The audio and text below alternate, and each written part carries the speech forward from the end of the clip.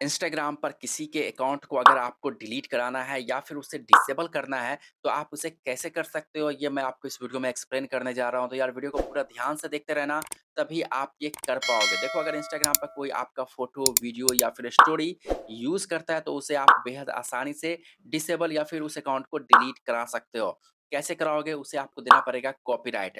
तो कॉपीराइट आप कैसे दोगे? कॉपीराइट देने के लिए आना पड़ेगा आपको इस लिंक पर। ये जो लिंक है वो आपको दे दूँगा मैं आपको डिस्क्रिप्शन में, तो वहाँ पर आप क्लिक कर डायरेक्टली यहाँ पर आ जाओगे और यहाँ पर आप देख सकते हो रिपोर्टिंग ए वॉयलेटिंग और infringing of your rights on Instagram. तो इंस्टाग्राम पर भी कुछ राइट्स वगैरह होते हैं ओरिजिनल कंटेंट को लेकर। अगर आप ओरिजिनल कंटेंट अपना अपलोड करते हो और उस वीडियो या फिर पोस्ट को कोई डाउनलोड कर अपने अकाउंट पर यूज़ कर रहा है, तो आप उसे बेहद आसानी से कॉपीराइट दे सकते हो। लेकिन अगर आपका कोई बिज़नेस अकाउंट है, शूज़ वगैरह आप सेल वगैरह करते हो, क्लॉथ वगैरह सेल करते हो, तो उसका भी कोई और बंदा उसका कॉपी जो है वो बेच रहा है, तो आप उसे ट्रेडमार्क वाला भी दे सकते हो और उसके अकाउंट को डिलीट करा सकते हो। तो आजकल यही 2 चीज़ें दी जा रही हैं, जो भी बिज़नेस अकाउंट डिलीट होते हैं, उसे ट्रेडमार्क वाला स्ट्राइक दिया जाता है, जबकि जो रील्स वीडियो वगैरह वाले अकाउंट डिलीट होते हैं प्रोफ़ेशनल वाले, उन्हें कॉपीराइट देकर उनके अकाउंट को डिलीट किया जाता है।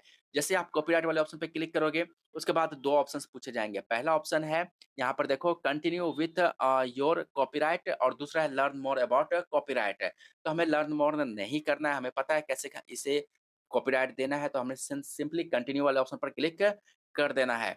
उसके बाद यहाँ पर आपसे 3 ऑप्शंस मिलते हैं आपको। इनमें से पहला ऑप्शन है I am the right owner of copyright और दूसरा क्योंकि आप किसी कंपनी के बिहाफ़ में किसी को रिपोर्ट कर रहे हो और तीसरा है कि आप किसी फ्रेंड वगैरह के बिहाफ़ में रिपोर्ट कर रहे हो। तो इन 3 में से आपको कोई भी ऑप्शन आपको सेलेक्ट कर लेना है जो भी सही होगा।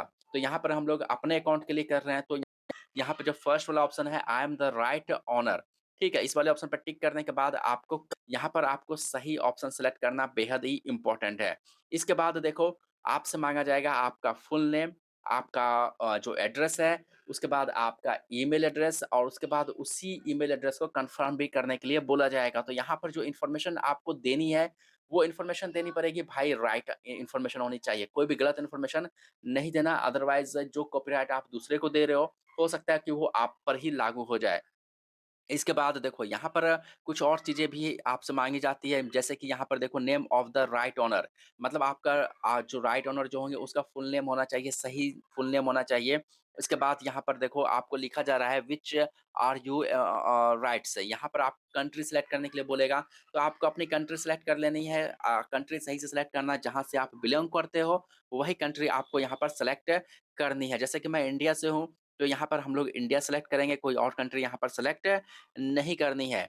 इसके बाद थोड़ा-सा स्क्रॉल डाउन नीचे करोगे, नीचे करने के बाद एक ऑप्शन आपको यहाँ पे माँगा जाएगा कि किस चीज़ पर आप कॉपीराइट देना चाहते हो। फ़ोटो है, वीडियो है, टेक्स्ट है या फिर कुछ और है। तो यहाँ पर आप देख सकते हो कि भाई टेक्स्ट पर भी आप कॉपीराइट दे सकते हो, ठीक है? ये कॉप कि टेक्स्ट पर आप कॉपीराइट दे सकते हो, एक्चुअली इसके बारे में मेरे को भी नहीं पता था। यहाँ पर मेरे को पता चल रहा है कि भाई अगर आप किसी का टेक्स्ट वगैरह भी कॉपी करते हो, तो उस पर भी स्ट्राइक आपको मिल सकता है। तो आपको इन चीज़ों का भी ध्यान रखना पड़ेगा, आप इंस्टाग्राम पर कोई भी फ़ोटो वगैरह पोस्ट करते वक़्त। उसके बाद देखो यहाँ पर एक्सप्लेन करना पड़ेगा, उसका उस जो बंदा आपका वीडियो यूज़ कर रहा है या स्टोरी यूज़ कर रहा है, तो उसका लिंक आपको देना पड़ेगा और उसके बाद यहाँ पर आपको देना पड़ेगा content you want to report. Photo के लिए आप रिपोर्ट कर रहे हो, स्टोरी के लिए कर रहे हो या फिर ऑल के लिए कर रहे हो या ऐड के लिए कर रहे हो या फिर अदर्स है।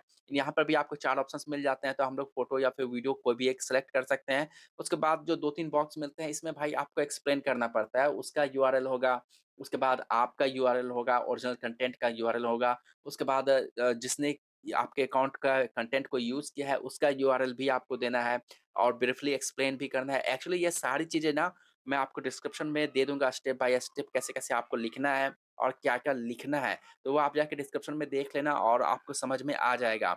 उसके बाद यहाँ पर आपको इनमें से कोई एक ऑप्शन सेलेक्ट करना पड़ेगा this content copy my work I appear in this content and this content uses my name.